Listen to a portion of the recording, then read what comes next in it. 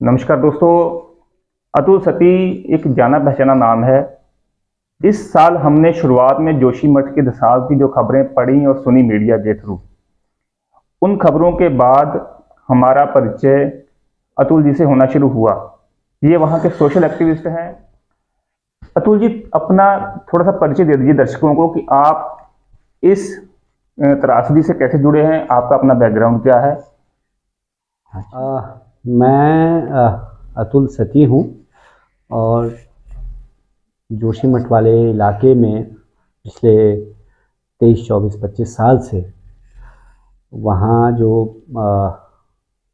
पर्यावरण की लेकर के जो सवाल हैं, जल जंगल ज़मीन के सवाल हैं और बाकी जो चीज़ें हैं उनको लेकर के मैं लगातार लड़ता रहा हूँ। और ख़ास तौर पर उस इलाके में जो बनने वाली जल विद्युत परियोजनाएँ हैं और उनसे जो उसके जो पर्यावरणीय प्रभाव हैं उसको लेकर के जो जनता की संकट हैं, सवाल हैं, उस पर हमारा आंदोलन है, लड़ाई है। आज दिखाया है, ऐसा कल भी दिखाना पड़ेगा।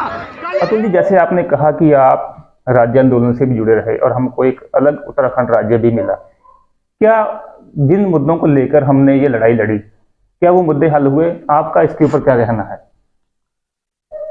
नहीं, अब वो तो जाहिर है, जो आज का उत्तराखंड है और उस उत्तराखंड में हम देख रहे हैं कि बेरोजगारी का सवाल अपनी जगह है, जंगल के सवाल, जल के सवाल, भूमि का सवाल अभी भी जो है वो हमारे लिए वो हल नहीं हुए। और यही सवाल जो थे उत्तराखंड राज्य की जो लड़ाई के मूल सवाल थे, जल जंगल ज़मीन का सवाल, यहाँ के रोजगार का सवाल, यहाँ पलायन का सवाल, और राज्य बनने के इतने साल बाद भी, 2 दशक से ज़्यादा के बाद भी हम जो है उन्हीं से जूझ रहे हैं और शायद पहले से ज़्यादा जूझ रहे हैं। और शायद है कि वो जो है ज़्यादा बड़ा संकट, रोजगार का संकट देखें तो आप लगाइए कि खुद सरकार के आंकड़े हैं, 65,000 से ज़्यादा, 60,000 से ज़्यादा पद खाली हैं। बेरोजगार नौजवानों का एक बड़ा आंदोलन पिछले दिनों में हमने देखा है। जंगलों का जो सवाल है, लोगों का जंगलों पर अधिकार हो, उनके संसाधनों पर अधिकार हो, वो उत्तराखंड राज्य के मूल का सवाल है, वो अभी हल नहीं हुआ और बल्कि अब वो बढ़ा है। पर्यावरण का संकट जैसे जैसे बढ़ रहा है तो वो सवाल जो है ज़्यादा मौजू होकर के हमारे सामने आ रहे हैं। दूर का बैरी नजदीक है ग्यारे, ये लंबी लड़ाई थी, यानी दूर का जो दुश्मन था, दूर के जो हमारे शत्रु थे, वो नज़दीक आ गए। अब सरकार की जो चिंताएं हैं वो रोजगार नहीं है, सरकार की चिंता शिक्षा नहीं है, स्वास्थ्य नहीं है, सरकार की चिंता शराब है, सरकार की चिंता खनन है, या वही है। तो अभी तो हमने देखा कि भाई शराब को लेकर के तो सरकार कह रही है घर घर तक। अब इन सवालों से तो हम लोग बहुत पहले से ही जूझ रहे हैं और अब क्योंकि नीतियां भी अब ऐसी बना दी हैं कि ये तो घर घर की समस्या होने वाली है। बिल्कुल इस पहाड़ के ऊपर शराब के खिलाफ बहुत तगड़ा आंदोलन चलता रहा है, विश्व गास महिलाएं लगाती रही हैं। अब उस चीज को जड़ से खत्म करने की बजाय, एक सिस्टम में लाने की बजाय, अब उसको बस रूप में लेके आया जाता है और ज़्यादा उसको जो है मतलब पूरे अब बेरोजगारी आपके सामने है और उनको जो है नशे का जो वो है डोज कि ताकि वो जो है इसमें वो हो जाए। तो और केवल शराब का नशा नहीं, अभी तो हम देख रहे हैं कि हमारे यहाँ पहाड़ में वो जो स्मैक का नशा है, हेरोइन का नशा है, वो दूरस्थ गांवों तक चला गया, यानी जोशीमठ जैसी जगह तक वो पहुंच रहा है। लोग उसकी गिरफ्त में नीति बनाते हैं, तो खनन को लेकर के वो नीति बना रहे हैं। तो वो एक आयोग बन गया है, पलायन आयोग, लेकिन उसकी क्या हालत हुई, क्या उससे पलायन रुका? नहीं रुका। अब हम देख रहे हैं कि राज्य बनने से पहले पलायन की जो स्थिति थी वो 100 गुना उससे ज़्यादा बढ़ गई। पहाड़ के गांव खाली हो गए। खुद सरकार कह रही है कि 8,000 से ज़्यादा गांव जो हैं वो भूतहा गांव हो गए हैं। तो ये जो पिक्चर, ये जो तस्वीर हमारे सामने है, तो बिल्कुल निराशाजनक है। हम पर ये सवाल आया कि भाई तुम पहाड़ी करोगे क्या? अगर तुमको राज्य दे दिया, तुम खाओगे कैसे? तुम तो भूखे मर जाओगे, तुम्हारे पास है क्या? तो हमने वैकल्पिक नीतियों का एक पूरा दस्तावेज रखा, जिसमें हम लोगों ने कहा कि भाई पहाड़ में जो है ये सब चीजें की जा सकती हैं। इस तरह के संसाधन है जिनका अगर हम दोहन करें, जिनका नियोजन ठीक से करें, तो हम समृद्ध इकोनॉमी हो जाएंगे, जिसमें फलपट्टी का मामला था कि वहाँ फलपट्टियाँ हाँ बनाई जाए। जो पर्यटन का उद्योग है, पर्यटन है, उसको ठीक से अगर हम संचालित अभी करें, जैसे बेलगाम है है ना, पर्यटन का उद्योग, उसको एक सिस्टमेटिक उसको अगर करें तो वो एक बड़ी आमदनी का जरिया हमारे लिए होता। हमारे जो संसाधन हैं, चाहे वो पानी का हो चाहे जंगल का हो, उसका ठीक से अगर हम नियोजन करते, आम आदमी के हित में जन केंद्रित नीतियों की तरफ जाते। आज हम देख रहे हैं कि जो नीतियां बन रही हैं वो जन केंद्रित नहीं है, पूंजीपतियों के लिए, कुछ चंद लोगों के लाभ के लिए वो सारा सिस्टम काम कर रहा है, सामने आए। और इसके साथ साथ अब हम बात को आगे बढ़ाते हैं। जैसे जोशीमठ की त्रासदी थी, इस साल मीडिया की सुर्खियां बनी रही जी। ये आपके सामने कब से आना शुरू हुआ? जोशीमठ की जो दरारें हैं या इसकी समस्या है आपके सामने, आपने इसको कब पहचाना कि ये फ्यूचर में बड़ी बनेगी या इसके ऊपर काम किया जाना चाहिए? हाँ, तो ये असल में तो नवंबर के महीने में 2021 में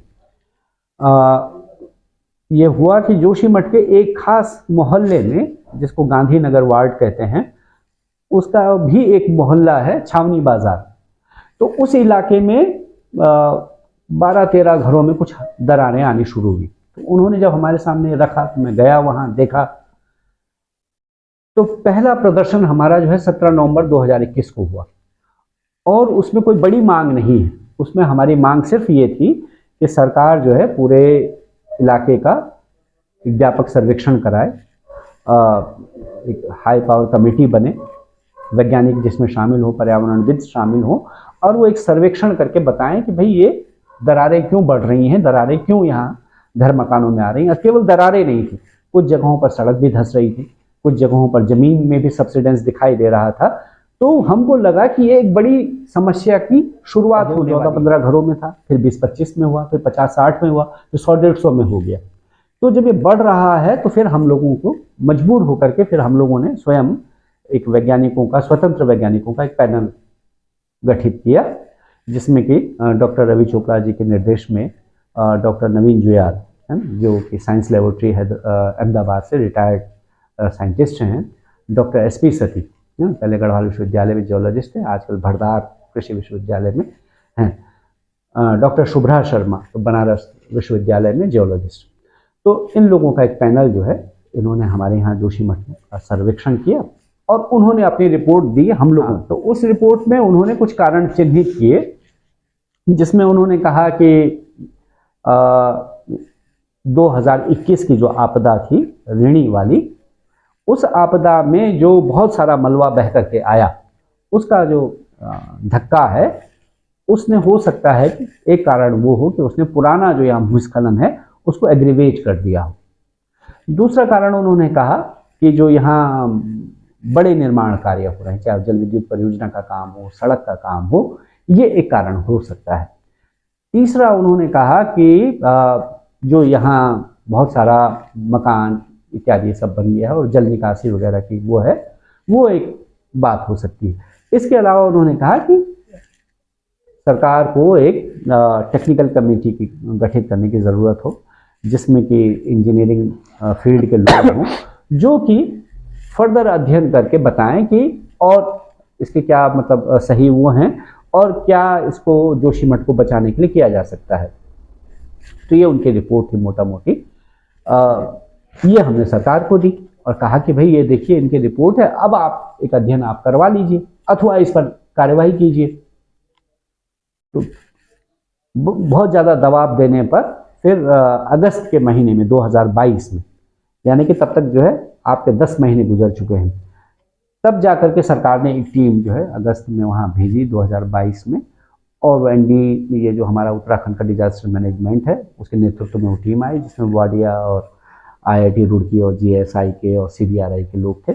उन्होंने एक सर्वे किया, फिर उनकी रिपोर्ट आई सितंबर में, 24-25 सितंबर 2022 को, और उस रिपोर्ट में ये सब कारण उन्होंने हटा दिए। केवल एक कारण उन्होंने बताया कि जोशीमठ में क्योंकि बहुत सारा निजी निर्माण हुआ है, बहुत सारे होटल और ये सब बने हैं और वहाँ जल निकासी की व्यवस्था नहीं है, केवल इसी वजह से ये सब हो रहा है। तो इस बात को हमने खारिज किया।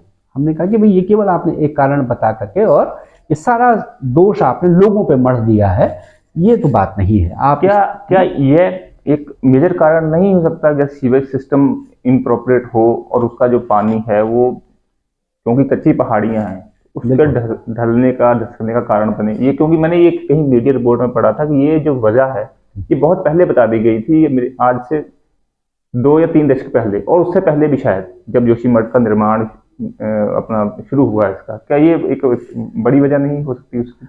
हाँ, तो जिसकी आप बात कर रहे हैं वो है 1976 की मिश्रा कमेटी, ठीक है, राइट, ठीक है। तो मिश्रा कमेटी की रिपोर्ट जो है 1976 में आई, और मिश्रा साहब जो है गढ़वाल के कमिश्नर थे, उनकी अध्यक्षता में कमेटी बनी। अच्छा, वो कमेटी क्यों बनी? क्योंकि जो है उस समय भी 70 के दशक में भी कुछ इस तरह की छिटपुट घटनाएं वहां घटी जोशीमठ में, जिसमें कि वहां पे डब्ल्यूडी का एक गेस्ट हाउस था, वो गिर गया, कुछ जगह भूस्खलन हुआ, और वो जोशीमठ के खास एक इलाके में था। तो उसको लेकर के लोगों ने चिंताएं प्रकट की, और उसके कारणों के जांच इत्यादि के लिए ये कमेटी बनी, मिश्रा कमेटी। उसने जो है ये कहा कि जोशीमठ जो है एक पुराने भूस्खलन के मलबे पर बसा हुआ है या मोरेन पर बसा हुआ है, और यहाँ जो बोल्डर्स हैं जिनके ऊपर ये टिका हुआ है, इन बोल्डर्स को इंटैक्ट रखना चाहिए, इनको छेड़खानी नहीं करनी चाहिए। यहाँ जो ढलान पर वृक्ष हैं इनको काटा नहीं जाना चाहिए। यहाँ जो जल निकासी है उसको ठीक किया जाना चाहिए। यहाँ ज़्यादा बड़े निर्माण नहीं किए जाना चाहिए। यहाँ विस्फोटकों का इस्तेमाल नहीं होना चाहिए। तब हम इस शहर की लॉन्गिविटी बढ़ा सकते हैं, यानी कि दीर्घ काल तक ये शहर रहेगा। लेकिन अगर ये सब हम करेंगे तो फिर इस शहर के लिए खतरा हो सकता है। ये तो पूरे पहाड़ के लिए ही खतरा है, पूरे पहाड़ के लिए खतरा है। बिल्कुल बिल्कुल। तो ये रिपोर्ट जो है 76 की है, और उनकी रिपोर्ट भी जो है उससे पुराने अध्ययन पर है ना, कुछ विदेशी वैज्ञानिकों के अध्ययन के आधार पर उन्होंने इस बात को एस्टेब्लिश किया, ठीक है। तो लेकिन जो है उस रिपोर्ट के ऊपर कोई कार्रवाई नहीं हुई। मतलब जो उन्होंने कहा कि आप बोल्डर्स को नहीं मतलब छेड़ा जाना चाहिए, वहाँ बोल्डर्स को छेड़ा गया, वहाँ विस्फोट का इस्तेमाल हुआ, वहाँ बड़े निर्माण कार्य हुए, वहाँ पेड़ काटे गए, वहाँ जो निकासी प्रणाली है, जल निकासी प्रणाली, वो कभी व्यवस्थित नहीं हुई। तो ये कारण तो चले ही आ रहे हैं। लेकिन जो मेजर कारण है, जैसे हम कहते हैं कि भाई किसी का एक्सीडेंट होता है, उसका हाथ भी टूटा, पैर भी टूटा, सब हुआ, लेकिन जब हम कहते हैं डॉक्टर साहब डेथ की वजह क्या है, तो कहता है हेड इंजरी, राइट, ठीक है। तो ऐसे ही ये सब कारण हैं एक्सीडेंट के। लेकिन जो हेड इंजरी है इसमें, वो जो एनटीपीसी की टनल आपने जो है ठीक शहर के नीचे से आपने बना रहे हैं, और उसमें विस्फोटकों का इस्तेमाल बड़ा कारण है, और इस कारण का निदान किए बगैर आप जो है शहर को नहीं बचा सकते। हाँ, ये ठीक है कि बड़े निर्माण, यहाँ बहुत सारे भवन बन गए, यहाँ सीवेज सिस्टम नहीं बना उस तरह से प्रॉपर, यहाँ जल निकासी प्रणाली नहीं है, ये सब कारण है।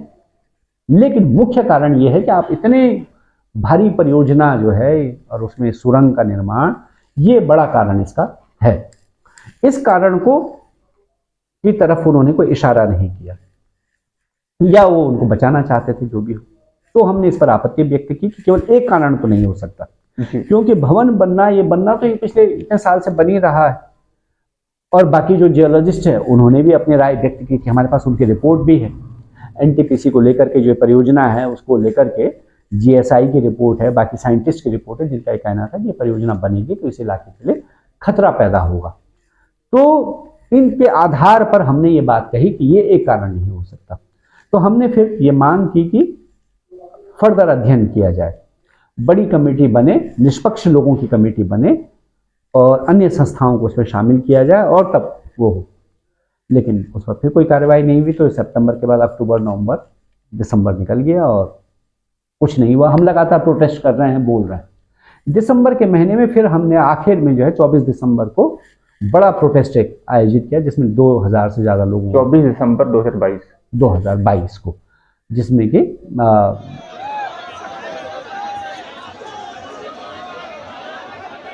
2000 के लगभग लोगों ने हिस्सा लिया। और हमने सरकार को चेतावनी दी कि अब अगर आप कुछ नहीं करते, क्योंकि अब दरारें जो है 500 घरों से ज़्यादा में जा चुका है, 500 से ज़्यादा घर उसके जद में आ चुके हैं, बहुत सारी ज़मीन जगह जगह खिसक गई है। तो और अब आप कार्यवाही नहीं करते तो फिर अब ये बड़ा आंदोलन होगा। और फिर जनवरी की पहली तारीख को हम मुख्यमंत्री के पास गए मिलने के लिए और उनसे हमने कहा कि ये स्थिति हो गई।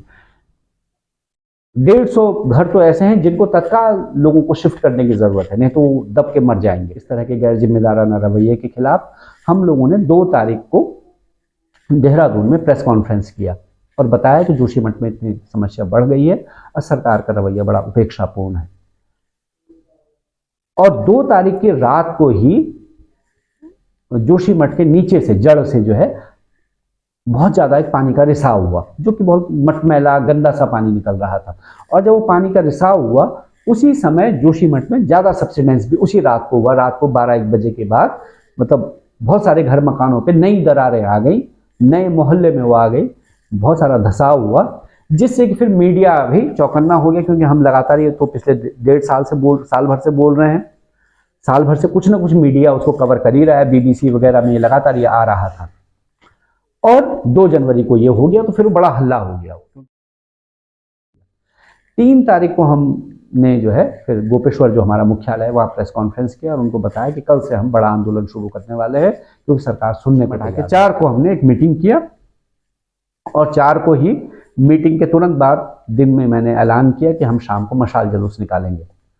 और फिर उसी दिन जो है शाम मतलब 1 घंटे 1.5 घंटे के नोटिस पे 1,500 से ज़्यादा लोग सड़क पर आ गए और बड़ा मशाल जुलूस निकला, जहां हमने ऐलान किया कि अगर सरकार 3 दिन में कोई कार्रवाई नहीं करती तो हम चक्का जाम भी करेंगे, पूरा शहर बंद रहेगा और ये सब रहेगा। 5 तारीख को चक्का जाम हुआ, पूरा शहर बंद रहा, बड़ा जाम हुआ। 8 घंटे के बाद जो है जब चक्का जाम के 8 घंटे बाद जब सब कुछ रुक गया तब मतलब ये हमारे साल भर के आंदोलन के बाद और इसके बाद तब जाकर प्रशासन हरकत में आया। फिर हमारे साथ उनका एक समझौता हुआ, लिखित समझौता, जिसमें कि ये हुआ कि जो लोगों का घर बिल्कुल जर्जर हो गया है, ऐसे 150 से ज़्यादा परिवार हैं, उनको तत्काल आप शिफ्ट करें। जनवरी का महीना ठंड के दिन है तो उनके लिए कंबल का, भोजन का, इसका इंतज़ाम किया जाए, उसको माना गया। हमने कहा कि जोशीमठ में जो भी निर्माण कार्य हो रहा है, चाहे वो नीचे बाईपास का निर्माण हो, चाहे NTPC की परियोजना का कार्य हो, सब तरह के निर्माण कार्यों पर रोक लगाई जाए। इसलिए लगाई जाए क्योंकि ये जो हमारी स्वतंत्र वैज्ञानिकों की कमेटी की रिपोर्ट है उसने भी इस बात को कहा है और सरकार की जो रिपोर्ट है उसमें भी कहा गया है कि निर्माण रोक देना चाहिए जोशीमठ में, तो रोक दिया जाए। ये 2 बातें हुई। तीसरी बात में हमने कहा कि जब तक इन लोगों के लिए स्थायी पुनर्वास विस्थापन नहीं होता तब तक अस्थायी तौर पर प्री फैब्रिकेटेड हट्स बनाई जाएं ताकि तब तक लोगों को वहाँ शिफ्ट किया जाए। 1.5 साल में जब इनके लिए नए घर बन जाएं या ये बना लें तब तक कम से कम इनके पास रहने के लिए कुछ छत हो। और बाकी विस्थापन पुनर्वास के लिए हमने कहा कि एक कमेटी का गठन किया जाए, हाई पावर कमेटी का, और तो इस पर उन्होंने सहमति जताई और फिर हमारा जाम खुला। लेकिन हमने वहाँ आंदोलन समाप्त नहीं किया बल्कि 6 तारीख से हम लोग धरने पर हमने तहसील में अनिश्चितकालीन धरना शुरू कर दिया। और उस धरने के बाद, उस आंदोलन के बाद कुछ चीज़ों पर सहमति बनी, जिसमें से कि एक चीज़ ये हुई कि जोशीमठ में जिन लोगों के घर टूट गए थे, दरारें थी, उनके मुआवजे पर सहमति बनी, जिसमें कि हम लोगों ने कहा कि CPWD का जो रेट है उसके आधार पर मुआवजा दिया जाए, जो कि बहुत सारे लोगों को मिल गया है, लेकिन अभी भी बहुत सारे परिवार हैं जिनको मिलना बाकी है। वो एक चीज़ थी। लेकिन ज़मीन वाला जो सवाल था कि लोगों को कहाँ वो मकान बनाएंगे, वो अभी भी तय नहीं हुआ। उसके बाद फिर क्योंकि हम लोगों की मांग थी कि भाई व्यापक तौर पर अध्ययन कराया जाए, तो सेंट्रल गवर्नमेंट ने 8 संस्थाओं को वहाँ भेजा, जिसमें कि GSI है, CBRI है, IIT रुड़की है, अपना वाडिया इंस्टीट्यूट है और भारत सरकार का जल संसाधन मंत्रालय है, NDA में है। इन सब के 8 संस्थाओं की टीम वहाँ आई और उन्होंने जोशीमठ का व्यापक अध्ययन किया, लेकिन उनकी रिपोर्ट सार्वजनिक नहीं हुई।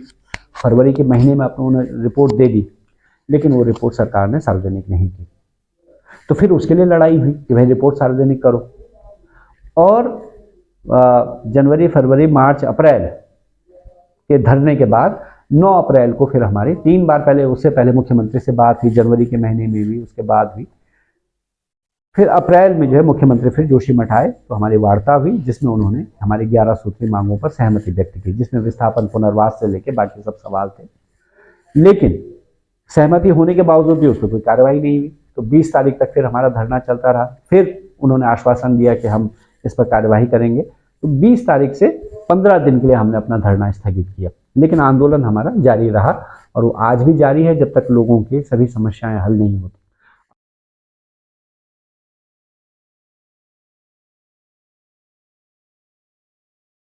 अब रिपोर्ट आ गई है और हाई कोर्ट के इंटरवेंशन के बाद, हाई कोर्ट के दबाव के बाद सरकार ने रिपोर्ट जारी की, लेकिन उन रिपोर्ट्स में भी अब हम देख रहे हैं कि उसमें मुख्यतया जो है उनकी चिंता एनटीपीसी को क्लीन चिट देना, उसी पर ज़्यादा फोकस है और बाकी जो भी उसमें है उस पर कोई अभी भी कोई ज़मीनी कार्रवाई दिखाई नहीं दे रही। तो इसीलिए वो संघर्ष अभी जारी है।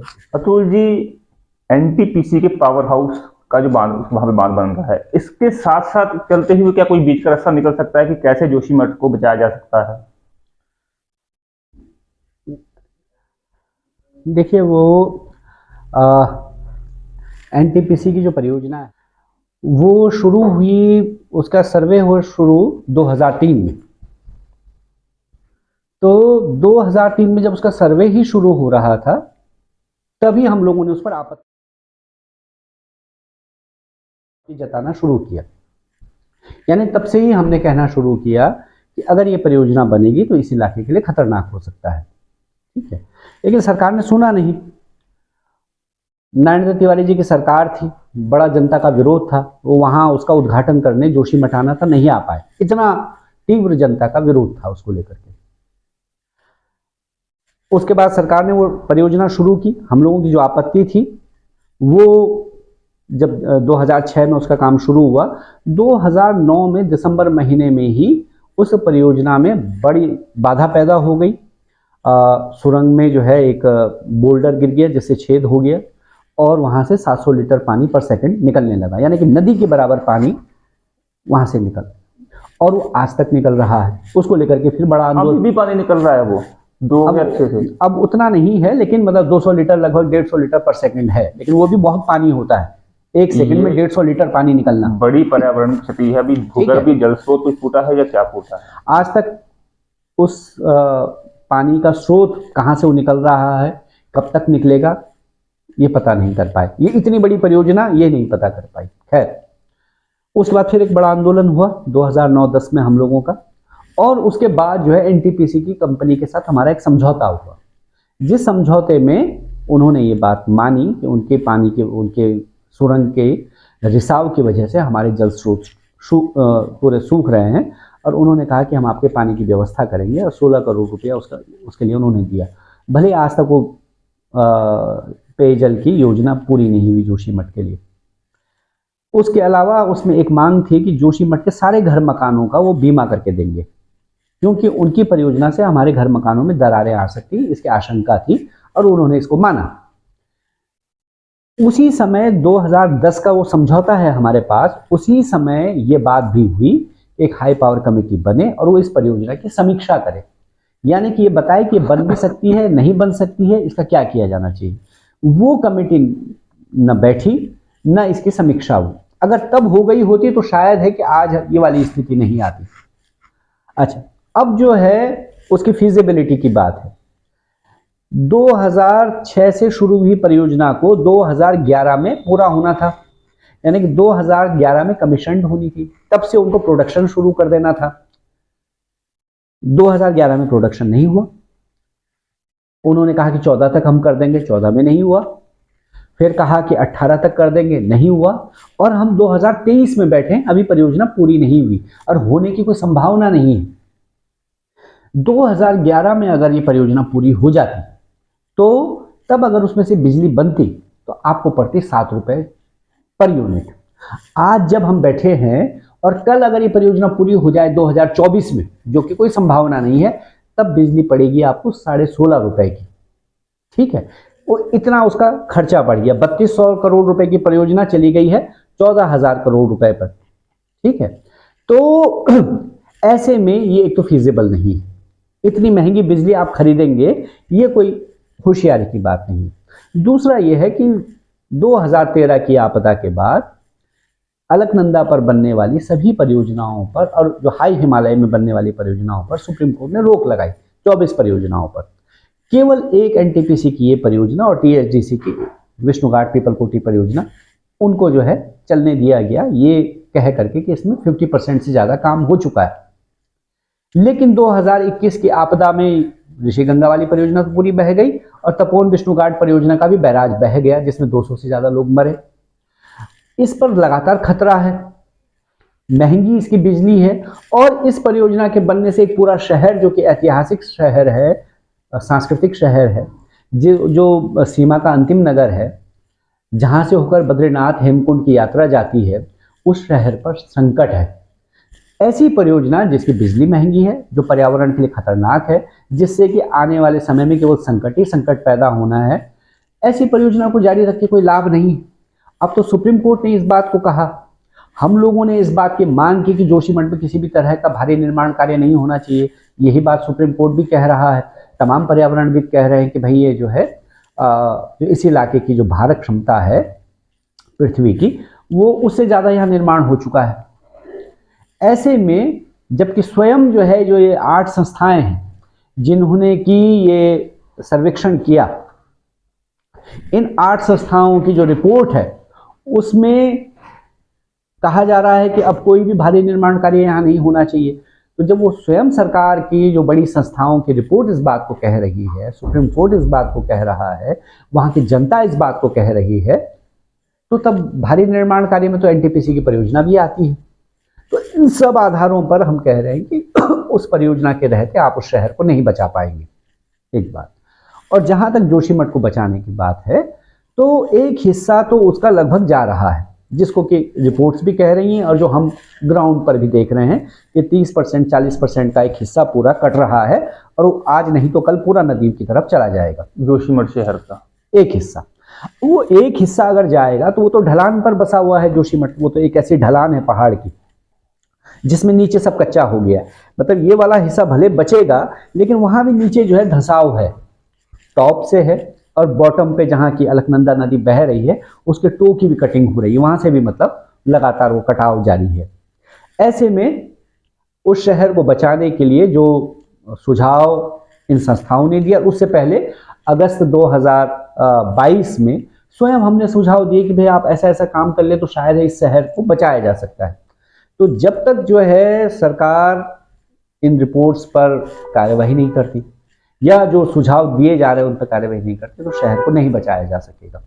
इसके लिए सरकार को तत्काल जो है उसको बचाने के लिए, उसके पुनर्निर्माण के लिए कार्य शुरू करने चाहिए, जो अभी तक नहीं हुए। अभी भी केवल वो कह रहे हैं डीपीआर बनेगी, अब इतना पैसा केंद्र से मिल गया, अब हम योजना बनाएंगे, तो इसमें फिर अगली बरसात आ जाएगी तो फिर वो पूरा खिसक जाएगा। जिसको लेकर के सरकार की जो चिंता है वो, उसमें कहीं कोई गंभीरता नहीं दिखाई दे रही। इसके बाद हमने एक सुझाव दिया था कि अगर इस शहर का केवल एक हिस्सा आप बचा लें तो बाकी नागरिकों के लिए जोशीमठ को बचाने का केवल एक ही तरीका है कि आप एक नए जोशीमठ के निर्माण की तरफ जाएं। जिसके लिए कि हमने प्रधानमंत्री को भी कहा, उनको पत्र लिखा कि केंद्र सरकार इस कार्यक्रम को अपने हाथ में ले और केंद्र सरकार के निर्देश में एक नए जोशीमठ के निर्माण की तरफ बढ़ा जाए। तो उस तरफ भी अभी कोई कार्यवाही नहीं दिखाई दे रही है। और जिस तरह के निर्माण हो रहे हैं, चाहे वो बहुत चौड़ी सड़कों का निर्माण हो, चाहे वो रेलवे की परियोजनाएं हों, ये सब जो है केवल जोशीमठ के अस्तित्व के लिए नहीं, पूरे हिमालय में ही जो शहर हैं, नगर हैं, उनके अस्तित्व के लिए खतरा है। तो आप अगर उस इलाके के लोगों को, उस जनता को, उस हिमालय को बचाना चाहते हैं तो आपको इन बड़ी परियोजनाओं से तो बचना ही पड़ेगा, इनको तो छोड़ना ही पड़ेगा।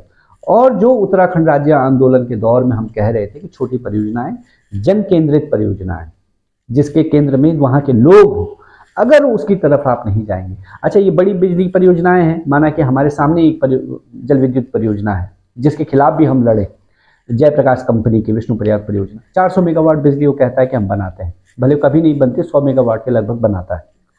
तो वो बिजली तो हमको नहीं मिलती, वो तो सब नेशनल ग्रिड में जाता है, प्लेन में जा रही है। वहाँ के लोगों का पानी, जंगल, हमारा सारा संसाधन, और उसके बाद हमको जो है ना उसकी रॉयल्टी मिलती है, ना हमको उसके बिजली मिल रही है। तो उसके बजाय तो अगर वो पहाड़ में आपको विकास करना है तो वहाँ छोटी छोटी बिजली परियोजनाएं, 1 मेगावाट, 2 मेगावाट, 3 मेगावाट की परियोजनाएं, जिसकी बिजली की सप्लाई वहाँ हो, जिसका लाभ, जिसकी रॉयल्टी वहाँ के लोगों को मिले, उसकी तरफ आपको जाना पड़ेगा। तो अतुल जी, आपको क्या लगता है कि हिमालय कैसे बचेगा, जोशीमठ कैसे बचेगा, या धसकते शहर कैसे बचेंगे? ये केवल जोशीमठ का, हिमाचल का, सिक्किम का या जम्मू कश्मीर का सवाल नहीं। हिमालय जो है, केवल जो हिमालय वासी वहाँ रह रहे, जो हम वहाँ रहते हैं, जीते हैं, केवल उनका मामला नहीं है। ये तो जो है पूरे विश्व की धरोहर है और इसको बचाने की जिम्मेदारी हम सबकी है, पूरे विश्व की। और इस दौर में जब पर्यावरण पर संकट है तो हमको सबको मिलजुल करके इसमें प्रयास करने होंगे। सरकारों पर इस बात के लिए नीतियां बदलने के लिए दबाव बनाना होगा, तभी हम इस संकट से निकल सकते हैं। और ये केवल हिमालय खतरे में नहीं है, ये पूरी धरती खतरे में है। तो इसको बचाने के लिए और आने वाली जो हमारी पीढ़ी है उसको भी मतलब इस साफ हवा, शुद्ध पानी, सही जीवन स्थितियां इस धरती पर मिलें, उसके लिए ही हमको संयुक्त तौर पर प्रयास करने होंगे। इसके अलावा कोई और विकल्प नहीं।